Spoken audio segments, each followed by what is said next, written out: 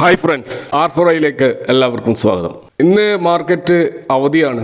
രാമനവമി പ്രമാണിച്ചാണ് ഇന്ന് അവധി. അപ്പോൾ ഈ ഒരു അവധി നോർത്ത് ഇന്ത്യയിൽ 26-27 ദിവസങ്ങളിൽ പല സ്റ്റേറ്റുകളിലും ആയിട്ടാണ് അത് കാണുന്നത്. എന്നാൽ മഹാരാഷ്ട്ര ഉൾപ്പെടുന്ന ചില സംസ്ഥാനങ്ങളിലാണ് ഇന്ന് അവധിയുള്ളത്. നമുക്കറിയാം NSEയുടെയും BSEയുടെയും ആസ്ഥാനം മുംബൈയാണ്. അപ്പോൾ സെറ്റിൽമെൻറ്റ് നടത്തുന്ന ബാങ്കുകളും ക്ലിയറിംഗ് കോർപ്പറേഷനുകളും പ്രധാനമായിട്ടും പ്രവർത്തിക്കുന്നത് മുംബൈ കേന്ദ്രീകരിച്ചാണ്. അതുകൊണ്ട് തന്നെ മഹാരാഷ്ട്ര സർക്കാർ പ്രഖ്യാപിക്കുന്ന എല്ലാ അവധികളും പലപ്പോഴും ഈ സ്റ്റോക്ക് മാർക്കറ്റിലും അവധിയായിട്ട് മാറാറുണ്ട്. അപ്പോൾ ഏതായാലും ഈ ഒരു അവധി ദിവസം നമ്മൾ നാറ്റ്കോ ഫാർമ എന്ന സ്റ്റോക്കിനെ കുറിച്ചാണ് ഡീറ്റെയിൽ ആയിട്ട് പരിശോധിക്കുന്നത്. അപ്പോൾ ഏകദേശം 17,000 കോടി മാർക്കറ്റ് ക്യാപ്പുള്ള ഇപ്പോൾ 974 എന്ന പ്രൈസ് റേഞ്ചിൽ ട്രേഡ് ചെയ്യുന്ന ഈ നാറ്റ്കോ ഫാർമ 1060 എന്നുള്ള അതിൻ്റെ 52 വീക്ക് ഹൈയോട് അടുത്തുകൊണ്ടേയിരിക്കുകയാണ്. ഈ സ്റ്റോക്കിൻ്റെ ഒരു പ്രത്യേകത ഇതിൻ്റെ വാല്യുവേഷനാണ്. സ്റ്റോക്കിൻ്റെ PE ഇപ്പോൾ 11.2 എന്ന ലെവലിലാണ് കാണാൻ കഴിയുക. 3 ഇയേഴ്സിൻ്റെ മീഡിയം PE 13.2 ആണ്. കൂടാതെ ഇതിൻ്റെ PEG റേഷ്യോ 0.08 ആണ്. ഇൻഡസ്ട്രി P 27.5 ആണ്. അതിൽ നിന്ന് എത്രയോ താഴെയാണ് ഈ സ്റ്റോക്കിൻ്റെ PE. Price to book value നമ്മൾ കാണുന്നത് ഏകദേശം 2 ആണ്. അപ്പോൾ എല്ലാ അർത്ഥത്തിൽ നോക്കുകയാണെങ്കിലും അണ്ടർ വാല്യൂഡ് ആയിട്ടുള്ള ഒരു സ്റ്റോക്ക് ആയിട്ടാണ് നമുക്കിത് കാണാൻ കഴിയുക.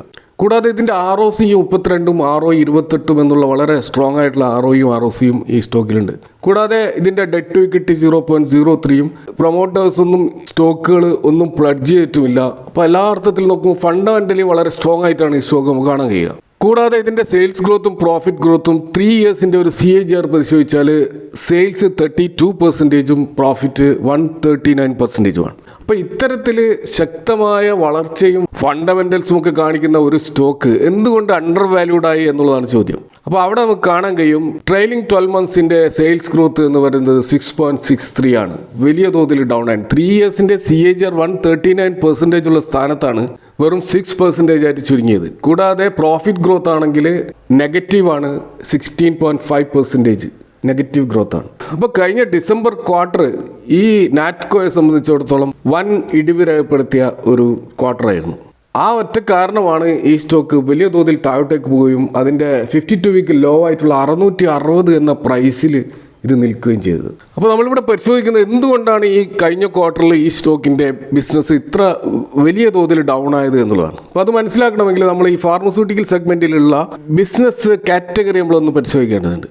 അപ്പോൾ നമുക്കറിയാം ഈ ഫാർമസ്യൂട്ടിക്കൽ സെഗ്മെൻറ്റിൽ പ്രധാനപ്പെട്ട ഒരു കാറ്റഗറി എന്ന് പറയുന്നത് API മാനുഫാക്ചറിംഗ് ആണ്. അപ്പോൾ നമുക്കറിയാം API എന്ന് പറയുന്നത് ആക്റ്റീവ് ഫാർമസ്യൂട്ടിക്കൽ ഇൻഗ്രീഡിയൻറ്റ് എന്നാണ് ഇതിൻ്റെ പേര്. ഇപ്പോൾ ഒരു സിമ്പിളായിട്ട് ഒരു ഉദാഹരണത്തിൽ പറയുകയാണെങ്കിൽ ഇപ്പോൾ നമ്മൾ പനി വരുമ്പോൾ കഴിക്കുന്ന പാരസെറ്റമോൾ ഗുളികയിലെ പാരസെറ്റമോൾ എന്നുള്ള ആ ഒരു വസ്തുവാണ് API.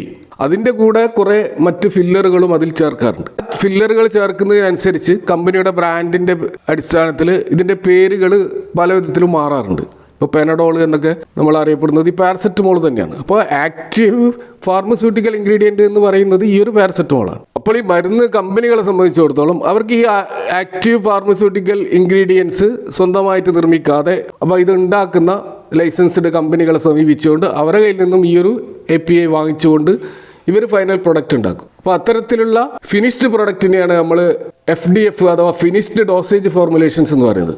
ഈ API ഉപയോഗിച്ച് രോഗിക്ക് നേരിട്ട് കഴിക്കാവുന്ന രീതിയിൽ തയ്യാറാക്കുന്ന അവസാനത്തെ ഉൽപ്പന്നമാണ് ഈ പറയുന്ന FDF. അപ്പോൾ അത് ഗുളിക രൂപത്തിലും ക്യാപ്സ്യൂൾ രൂപത്തിലും സിറപ്പുകളും ഇഞ്ചക്ഷനും ഒക്കെ ആയിട്ട് നമുക്കത് കാണാൻ കഴിയും. അതുപോലെ ഫാർമ സെക്ടറിലുള്ള മറ്റൊരു കാറ്റഗറിയാണ് കോൺട്രാക്ട് മാനുഫാക്ചറിങ് ബിസിനസ്. അതായത് വലിയ കമ്പനികൾക്ക് വേണ്ടി അവരുടെ മരുന്നുകൾ ഓർഡറുകൾ ഔട്ട്സോഴ്സ് ചെയ്ത് എടുത്തുകൊണ്ട് നിർമ്മിച്ച് നൽകുന്നതാണ് ഈ കോൺട്രാക്ട് മാനുഫാക്ചറിങ് ബിസിനസ്. അപ്പോൾ സ്വന്തമായി ഫാക്ടറി ഇല്ലാത്ത സ്ഥലത്തോ അല്ലെങ്കിൽ ചെലവ് ചുരുക്കാൻ വേണ്ടിയിട്ടോ ഒക്കെ ഈ കോൺട്രാക്ട് മാനുഫാക്ചറിങ് പരിപാടി മരുന്ന് നിർമ്മാണ മേഖലയിലുണ്ട്. അത്തരത്തിൽ കോൺട്രാക്ട് മാനുഫാക്ചർ ചെയ്യുന്ന കമ്പനി അവരുടെ പേര് ആ ഒരു മരുന്നിൽ ഉണ്ടാവില്ല. ഏത് കമ്പനിയാണോ അവർക്ക് ഓർഡർ നൽകിയത് അവരാണ് അത് മാർക്കറ്റ് ചെയ്യുന്നത്, അവരുടെ പേരിലായിരിക്കും ആ മരുന്ന് ഉണ്ടാവുക. ഇത് കൂടാതെ ഈ മരുന്ന് മേഖലയിൽ സാധാരണ കാണുന്ന മരുന്നുകൾ കൂടാതെ അപൂർവമായ രോഗവിഭാഗങ്ങളെ ലക്ഷ്യം വെച്ചുകൊണ്ടുള്ള ചില മരുന്നുകളുമുണ്ട്. അപ്പം അത്തരത്തിൽ തെറാപ്യൂട്ടിക് ലെവലിലുള്ള നിഷ് പ്രൊഡക്റ്റുകൾ എന്ന് നമ്മൾ പറയും. അത്തരത്തിലുള്ള മരുന്നുകളാണ് ഈ ക്യാൻസർ, ട്യൂമർ പോലെയുള്ള സ്പെഷ്യലായിട്ടുള്ള രോഗങ്ങൾക്ക് വേണ്ടിയിട്ടുള്ള മരുന്നുകൾ. അപ്പോൾ ഇത്തരത്തിൽ നമ്മൾ ഈ ഫാർമസ്യൂട്ടിക്കൽ സെഗ്മെൻറ്റിനെ കുറിച്ചുള്ള ഒരു ധാരണ ഉണ്ടായി കഴിഞ്ഞാൽ നാറ്റ്കോ ഫാർമ എന്ന് പറയുന്ന ഈ സ്റ്റോക്കിൽ എന്താണ് സംഭവിച്ചതെന്ന് നമുക്ക് കുറച്ചുകൂടി ക്ലിയർ ആയിട്ട് മനസ്സിലാവും. അപ്പോൾ കഴിഞ്ഞ 3 വർഷത്തെ ശക്തമായ സെയിൽസും പ്രോഫിറ്റും ഈ നാറ്റ്കോ ഫാർമയ്ക്ക് ഉണ്ടാക്കി കൊടുത്ത ഒരു മരുന്നാണ് റെവ്ലിമിഡ് എന്ന് പറയുന്ന മരുന്ന്. ഇതൊരു ഫൈനൽ ഡോസേജ് ഫോർമുലേഷനാണ്. അപ്പോൾ ഇതിലുള്ള API എന്ന് പറയുന്നത് അഥവാ ആക്റ്റീവ് ഫാർമസ്യൂട്ടിക്കൽ ഇൻഗ്രീഡിയൻറ്റ് എന്ന് പറയുന്നത് ലെനാലിഡോമൈഡ് എന്ന് പറയുന്ന API ആണ്. അപ്പോൾ ഈ ഒരു ലെനാലിഡോമൈഡ് എന്ന് പറയുന്ന API ഉപയോഗിച്ചുകൊണ്ട് ഉണ്ടാക്കിയിട്ടുള്ള ഫൈനൽ പ്രൊഡക്റ്റാണ് റെവിലിമൈഡ് എന്ന് പറയുന്ന നാറ്റ്കോ ഫാർമയെ സൂപ്പർ സ്റ്റാർ ആക്കിയിട്ടുള്ള പ്രൊഡക്റ്റ്. അപ്പോൾ യഥാർത്ഥത്തിൽ നാറ്റ്കോ ഫാർമ ഡെവലപ്പ് ചെയ്ത ഒരു മരുന്നല്ല ഇത് ഒരു ജനറിക് പതിപ്പാണ്. അപ്പോൾ എന്താണ് ഈ ജനറിക് പതിപ്പ് എന്ന് കൂടി നമ്മൾ മനസ്സിലാക്കണം. കാരണം ഒരു കമ്പനിയുടെ മരുന്ന് കണ്ടുപിടിക്കുമ്പോൾ ആ കണ്ടുപിടിച്ച കമ്പനിയെ സംബന്ധിച്ചിടത്തോളം അതിൻ്റെ പേറ്റന്റ് ഉണ്ട്. അത് 20 വർഷത്തോളമൊക്കെ അതിൻ്റെ പേറ്റന്റ് അവരുടെ സ്വന്തം പേരിലായിരിക്കും. വേറെ ആർക്കും ആ മരുന്ന് ഉൽപ്പാദിപ്പിക്കാൻ കഴിയില്ല.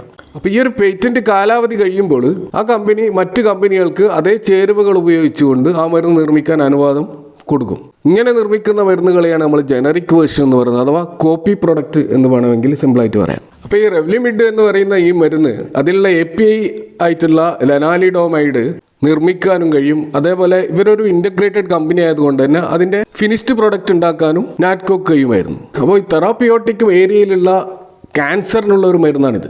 അപ്പോൾ സാധാരണ ഒരു പാരസെറ്റമോൾ നിർമ്മിക്കുന്നത് പോലെ ഇത് നിർമ്മിക്കാൻ കഴിയില്ല. ഇതിൻ്റെ നിർമ്മാണത്തിന് ഉയർന്ന സാങ്കേതിക വിദ്യയും നിയമപരമായിട്ടുള്ള പേറ്റന്റ് അനുമതികളും ആവശ്യമാണ്.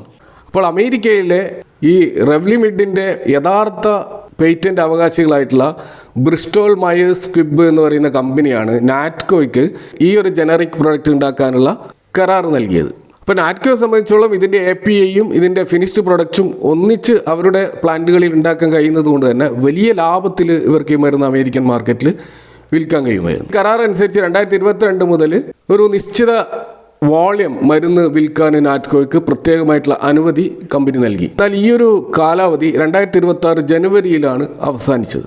അപ്പോൾ കരാർ അവസാനിച്ചതുകൊണ്ട് തന്നെ അതിനുശേഷം മറ്റ് കമ്പനികൾക്കും ഈ മരുന്ന് യാതൊരു നിയന്ത്രണവുമില്ലാതെ വിൽക്കാനുള്ള അനുവാദം ഓട്ടോമാറ്റിക്കലി ലഭിച്ചു. അപ്പോൾ ആ ഒരു സാഹചര്യത്തിൽ കൂടുതൽ കമ്പനികൾ, ഉദാഹരണത്തിന് ഡോക്ടർ റെഡ്ഡി ലാബ്സ്, സിപ്ല പോലെയുള്ള കമ്പനികൾ ഇതേ മരുന്നുമായിട്ട് എത്തുകയും അവർ കൂടുതലായിട്ട് മാർക്കറ്റ് പിടിച്ചെടുക്കുകയും ചെയ്തു. അപ്പോൾ ഈ ലാഭം പല കമ്പനികളിലായിട്ട് വിഭജിക്കപ്പെട്ടതോടുകൂടിയാണ് ഈ റെവ്ലിമെഡ് എന്ന് പറയുന്ന ആ ഒരു മരുന്നിൽ നാറ്റ്കോ ലഭിച്ചുകൊണ്ടിരുന്ന ആ ലോട്ടറി അവർക്ക് നഷ്ടപ്പെട്ടത്. അപ്പോൾ തീർച്ചയായിട്ടും നമുക്കറിയാം ഏതൊരു കമ്പനിയും ഏതെങ്കിലും ഒരു പ്രൊഡക്റ്റിനെ ആശ്രയിച്ചല്ല നിൽക്കുന്നത്. അതുകൊണ്ട് തന്നെ നാറ്റ്കോ അവരുടെ ബിസിനസ് മറ്റു മേഖലയിലേക്ക് തിരിച്ചുവിട്ടു. അപ്പോൾ അതിലൊന്ന് അവരിപ്പോൾ ഏറ്റവും അധികം പ്രതീക്ഷ പുലർത്തുന്ന ഒരു കാര്യം സെമാഗ്ലൂട്ടൈഡ് എന്ന് പറയുന്ന മരുന്നാണ്. അപ്പോൾ ലോകമെമ്പാടും വൻ തരംഗമായിട്ടുള്ള ഒസംപിക് എന്ന ഒരു ബ്രാൻഡഡിൻ്റെ ഒരു ജനറിക് പതിപ്പാണ് സെമാഗ്ലൂട്ടൈഡ് എന്ന് പറയുന്ന ഈ മരുന്ന്. ഇത് ഡയബറ്റിക്സിനും ഒബസിറ്റി, വെയിറ്റ് ലോസിനൊക്കെ ഉപയോഗിക്കുന്ന ഒരു മരുന്നാണ്. അപ്പോൾ ഇതിൻ്റെ ഒരു മാർക്കറ്റ് സാധ്യത വളരെ വലുതാണ്. ഇന്ത്യ ഉൾപ്പെടുന്ന രാജ്യങ്ങളിൽ ഈ മരുന്ന് വിൽക്കാൻ നാറ്റ്കോ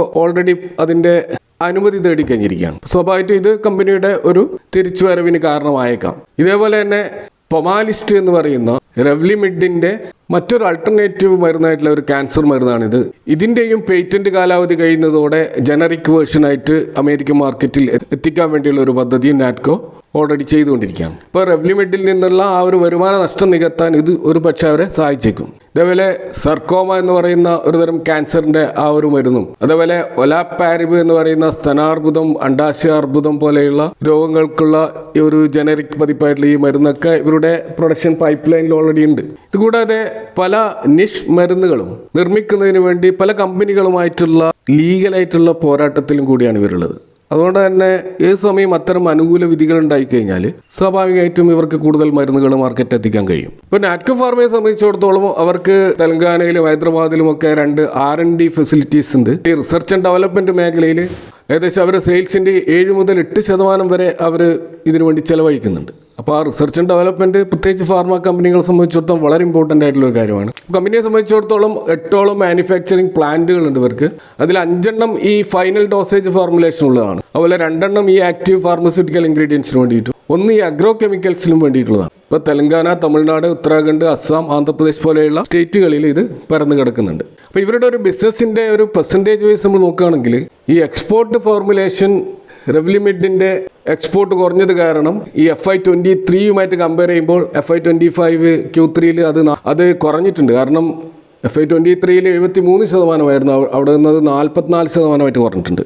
ഡൊമസ്റ്റിക് ആയിട്ടുള്ള ഇവരുടെ ഫോർമുലേഷൻ അതിൻ്റെ പെർസെൻറ്റേജ് FY23യിൽ 13% ഉണ്ടായിരുന്നത് ഇപ്പോൾ 15% ഉയർന്നിട്ടുണ്ട്.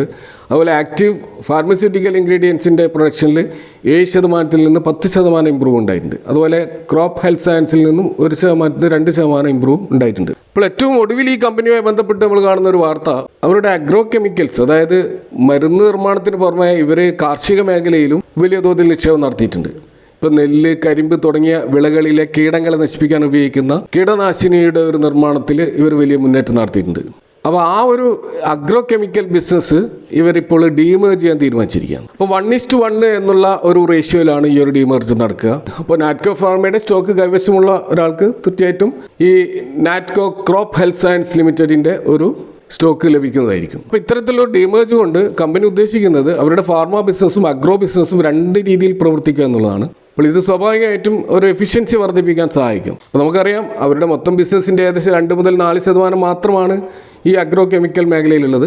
പ്രധാനപ്പെട്ട കോർ ബിസിനസ് തീർച്ചയായിട്ടും മരുന്ന് നിർമ്മാണം തന്നെയാണ്. അപ്പോൾ ഈ ഡിമർജർ പ്രോസസ്സ് പൂർത്തിയാക്കണമെങ്കിൽ 2026 ഒക്ടോബർ വരെ ചിലപ്പോൾ സമയം എടുത്തേക്കാം. അപ്പോൾ അതുവരെ നിലവിലുള്ള ഈ ഒരു ഷെയർ പ്രൈസിൽ വലിയ മാറ്റമൊന്നും ഉണ്ടാവില്ല. എന്നാൽ ആ ഡിമർജർ നടക്കുമ്പോൾ സ്വാഭാവികമായിട്ടും അവിടെ ഒരു പ്രൈസ് അഡ്ജസ്റ്റ്മെൻറ്റ് ഉണ്ടാവും. അപ്പോൾ ഫാർമ സെഗ്മെൻറ്റിലെ ഈ സ്റ്റോക്കിനെ കുറിച്ചുള്ള നിങ്ങളുടെ അഭിപ്രായങ്ങളും കമൻറ്റുകൾ അറിയിക്കുക. Thank you for watching. See you next time with another video.